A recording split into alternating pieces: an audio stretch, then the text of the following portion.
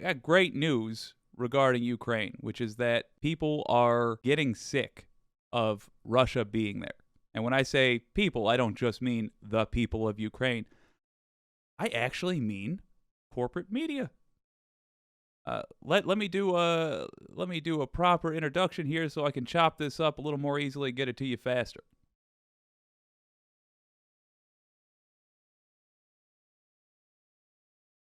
CNN recently talked with some experts regarding Ukraine, and the conclusion they came to is one I have been hoping to hear said on a national news network for a long time. The anniversary, 1 year of a war in Ukraine that need not be. It was done on Putin's whim. People died because Putin felt like it. Let's have a listen to what the experts are saying, which is that Russia has already lost. Jake Sullivan, most wars, almost all wars, end in some kind of a negotiation. The sort of World War II war where one side completely annihilates the other is very, very rare in history. What will that end? What will those negotiations look like? The Chinese have put out this, I don't know what they call it, a peace plan. It's just out. It's a 12-point document detailing its position, calling for the end of hostilities and the resumption of peace talks. Is there anything to this? What is your reaction? Well, my first reaction to it is that it could stop at point one, which is respect the sovereignty of all nations. That's the first point in the 12-point plan. This war could end tomorrow if Russia stopped attacking Ukraine and withdrew its forces. Ukraine wasn't attacking Russia. NATO wasn't attacking Russia. The United States wasn't attacking Russia. I don't want to hear any peace plan that involves bowing down to an invader. Not one. That's not a peace plan. That's a capitulation plan. That is encouraging invaders to invade. And by the way, China cannot wait to get a world that is comfortable with a big, powerful nation invading a smaller one. They can't wait for it. Why? They can't wait to get into Taiwan. No, there's no peace plan that involves anything other than Russia get the fuck out of Ukraine is legitimate. Here's a peace plan. Russia, go home. This was a war of choice by Putin waged upon Ukraine, and it could end if he simply left Ukraine. And that is the best way for this war to end. Way to go, Jake Sullivan. Credit where it's due. Now, I cannot predict the future. What I can tell you is that the United States is not going to dictate to Ukraine how this war ends. President Biden tells President Zelensky and our allies at every opportunity, nothing about Ukraine without Ukraine. That is a wonderful policy to have. Let's hope they stick to it. It is the Ukrainians who will decide how they proceed towards the end to this war. Our job is to put them in the best possible position on the battlefield so they are in the best possible position to be able to do diplomacy whenever they choose to do diplomacy. And that is how we are going to proceed. But diplomacy should only take the form of, are we going to shoot at you, invaders, as you are retreating? Or will we allow you to crawl home? The only diplomacy to have. This idea that Ukraine should somehow be involved in peace talks, what would you be negotiating? Let me ask you this. We just did an interview with True North. What if Canada invaded the U.S.? What if it turns out they have had a massive military that we somehow didn't know about, and they just swarm? They take over Michigan, Wisconsin. They take over New York. At what point would the war end? We fight them just like Ukraine is fighting Russia. It goes to a standstill. We push them back, but they're still occupying those states. Would we say, all right, we need to be peaceful people here. Which of these states will we let them have? Can we let them have Wisconsin? No, that's ridiculous. The war would end, assuming we didn't counterattack over the border. The war would end when they went home. That should be the only discussion. about when the war ends in Ukraine. Russia the hell out of all of Ukraine, including Crimea, which is just another region in Ukraine. There is no more, we're not allowing the annexing of countries in the 21st century. Please and thank you. That said, I do like that the Biden administration is essentially saying that by saying we will allow these people who are a free sovereign people to dictate what they will do. We are simply their allies. And we will help them in whatever they want to do. Excellent. I think there's one more important point as we approach this anniversary, and as actually the anniversary has arrived in Ukraine, and that is Russia has already lost this war. Russia's aims in this war were to wipe Ukraine off the map, to take the capital and to eliminate Ukraine, to absorb it into Russia. Like they are doing with Belarus, by the way. The current leader of Belarus was installed by Russia, and he is a pro-Russian simp. They are trying to, or rather, Putin is trying to make his name in history as anything other than the dictator that presided over a failing Russia by taking over countries, old school Soviet style. Yeah, they straight up tried to steal Ukraine from itself. They failed at doing that, and they are in no position to be able to do that as we go forward. Also, Russia was uncomfortable with the existence of NATO and the possibility that Ukraine might join it. Ukraine is virtually guaranteed to be in NATO at the conclusion of this war.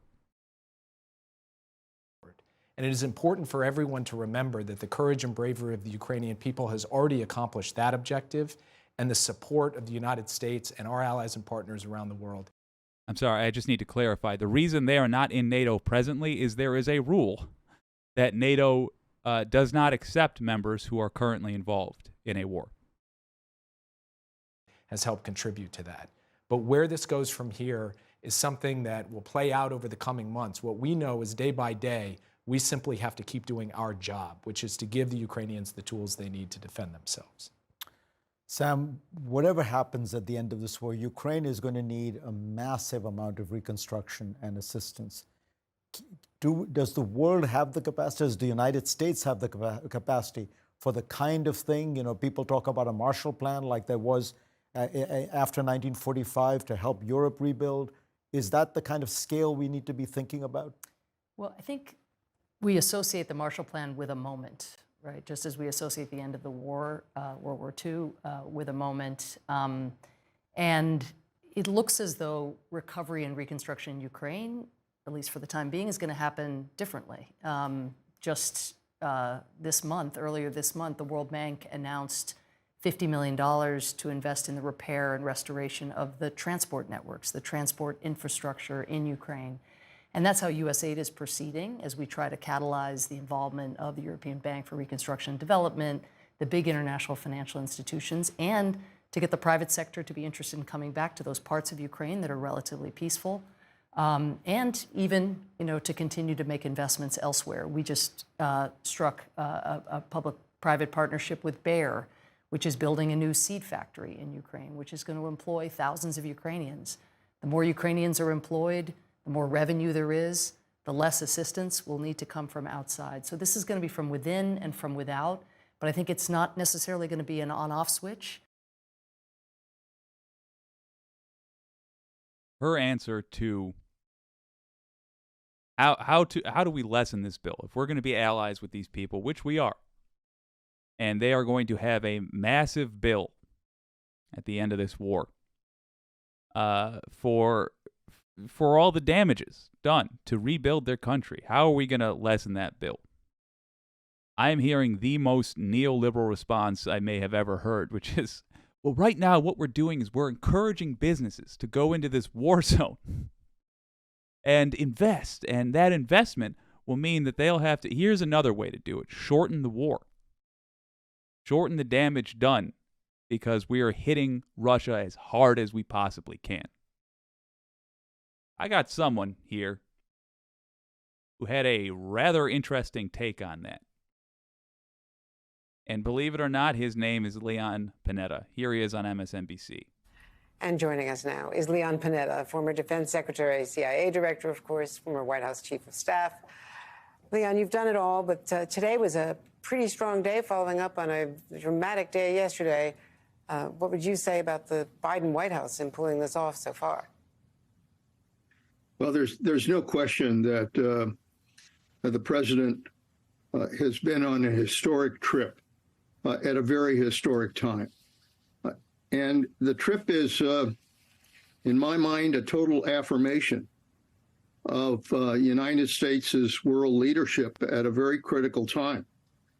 For the president to go to Ukraine, to take a very risky trip, and then to stand up, not only saying that Kyiv is still standing, but also in Poland, that this is about freedom and about democracy. Nice to have the U.S. back as a leader a little bit in the war. In the world. You know, it's nice. Only seems to happen when we have Democrat presidents. Funny how that works. I think he really has made very clear what a pivotal time this is. This is not just about the war in Ukraine.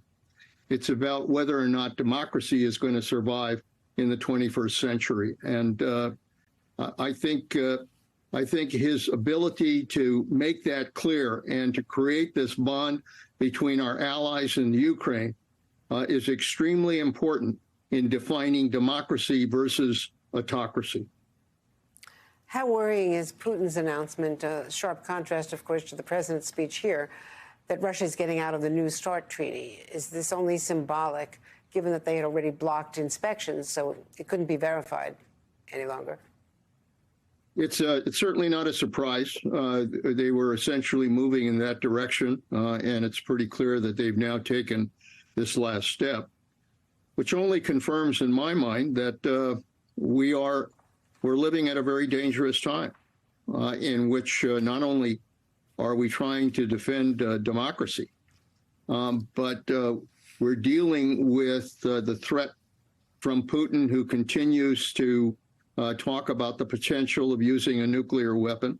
And in addition, we're looking at the possibility that China might provide aid to Russia, which essentially means that the United States is going to be confronting really an axis of evil between China, Russia, and other autocracies like North Korea and Iran.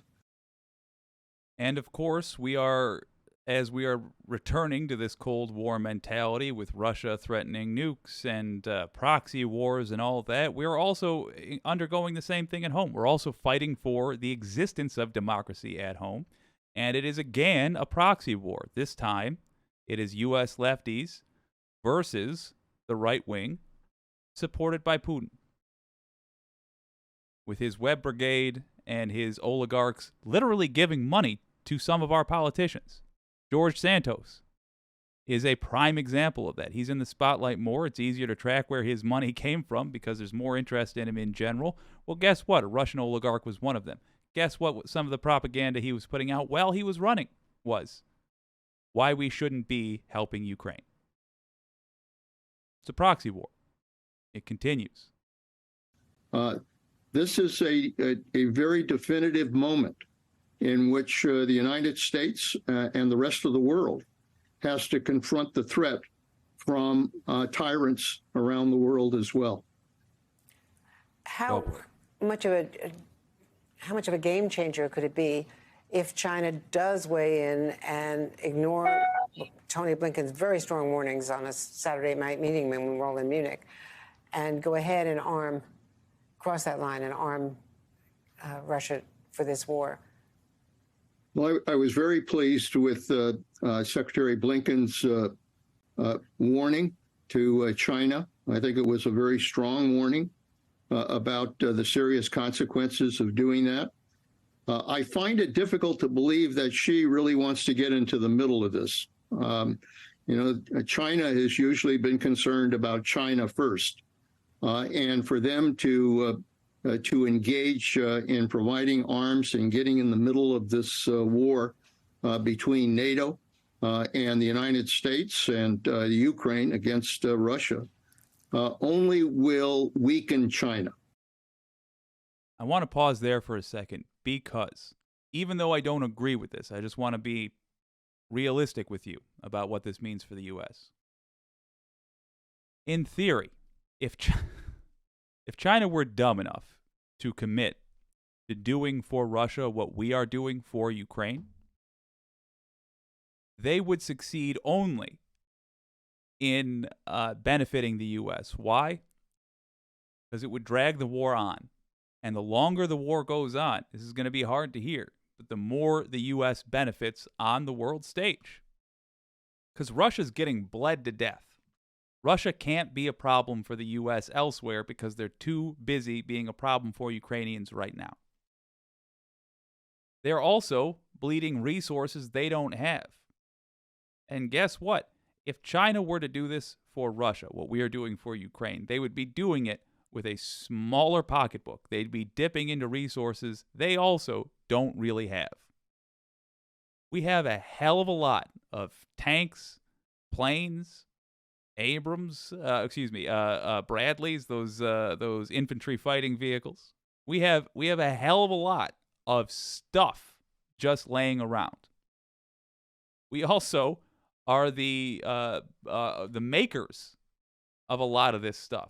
So if we have to replenish our stocks, we are essentially our stocks of weaponry. We are often essentially just buying from ourselves. We're not like Poland where we're buying our tanks from Germany. No, we are essentially buying from ourselves. So if China were to try to do this, what they would become is the new Russia, and U.S. war hawks would just say, "Okay, good. Let's bleed them too. Why not?" The end result, and they, of course, their fuel, et cetera, et cetera, et cetera. So the end result would only benefit the U.S. I'm not saying that because I think we should push for that. No, the opposite. In fact, I think we should support Ukraine harder to boot Russia out faster, even though on the world stage, it's of less direct benefit to the United States. We should do that because it's the decent thing to do. Because it's not all about conquering our enemies. It is about not having people get shelled in their homes for no damn reason. And I was shocked that Leon frickin' Panetta, a former CIA guy, seems to have the same opinion. Here it is. It'll only weaken China. So I would think that despite the threats and the tough talk, Xi has got to be thinking long and hard about the consequences that China will face if they, in fact, engage in providing weapons to Russia. It would be a pivotal step for China as well to suddenly get in the middle of this. Wang Yi, the top diplomat, is in Moscow today, and there's a report in the Wall Street Journal, which we have not confirmed, that President Xi is going to make a trip to Moscow. So it just depends on whether the trip is accompanied by weapons.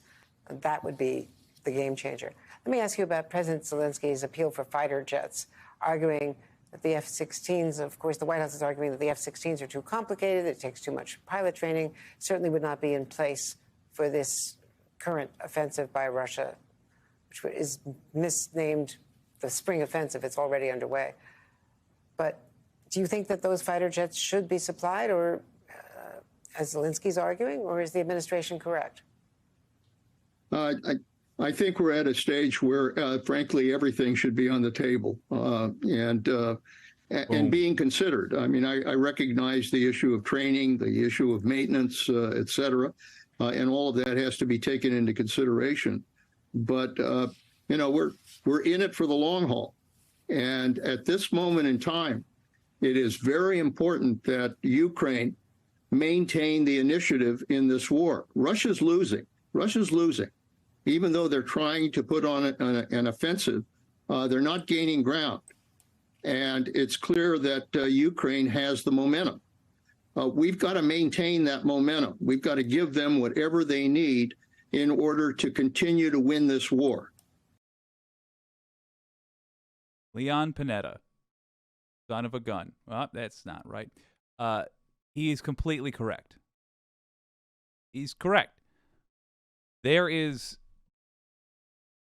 a map that shows the progress of the war in Ukraine, and you see Russia rush in, then get pushed back to the border, and then it wobbles.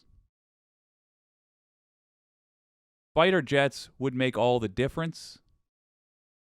Zelensky has been telling us this from the start. From the get-go, Zelensky has been saying this. Russian air superiority is the biggest issue here. On the ground, oh my God, Ukraine is wiping the floor with what the world used to think might have been the third strongest military. Wiping the floor with them. They've been smacking them around when Ukraine didn't have tanks and Russia did. There are carcasses of Russian tanks scattered throughout Ukraine. You got farmers hauling them away with their tractors. Let's end this damn thing. Let's eliminate that Russian air superiority. Give them a little taste of American air superiority. Let's put some of those death machines we have wasted trillions on to actual good use. I'm not saying swords into plowshares. I'm saying swords to the oppressed. Give them away. Why the hell not? And, by the way, talk about making an ally for all time. Any Ukrainian alive in this generation, if we give fighter jets to Ukraine, any Ukrainian alive in this generation will be a pal of the United States for the rest of their lives. That is a mixing of hard power and soft power that we should strongly be considering. Maintain that momentum. We've got to give them whatever they need in order to continue to win this war. And so I'd put everything on the table. I would look at what are the most important weapons they need at this point in time, and make sure that we're providing those weapons. But I would consider everything that could help Ukraine be able to defend itself. And for that reason, and I get this, frankly, from the administration itself, that even though they may raise concerns, that the reality is that they are considering whatever may be necessary to try to help Ukraine in this war. How important is it? I love hearing that. I take it seriously from Panetta, because he a bit of a war hawk himself. He was not well loved by lefties in his when he previously served the U.S. government, I believe under Obama. But man, to have this fella tell us that the current administration is seriously considering this is eye-opening. Alexander Vindman pushed for it on MSNBC as well. I sincerely hope that that's in the cards, and that, hell, I hope it happens. Do you think that Zelensky not pushed too hard into Crimea, would that be a trigger against something horrendous from Vladimir Putin? I think right now the most important thing is for Ukraine to be able to stop any Russian offensive and go on the initiative, be able to start pushing Russia back in the Donbass and push them out of the territories they gained as a result of this invasion. I think that ought to be the primary focus. Obviously, they continue to believe that Crimea is part of the Ukraine, and it is, and Russia obtained it illegally. But I think right now the main focus ought to be on pushing the Russians back, gaining the initiative, and making clear that Russia is not going to succeed. the most important thing to maintaining the unity of the United States and NATO and Ukraine is Ukraine showing that it's winning this war. That is what will hold everybody together in trying to make clear that Putin will not succeed. And that needs to be the focus of our military effort there. Leon. I'm delighted to see it. It is my hope that we have a free Ukraine by this point next year.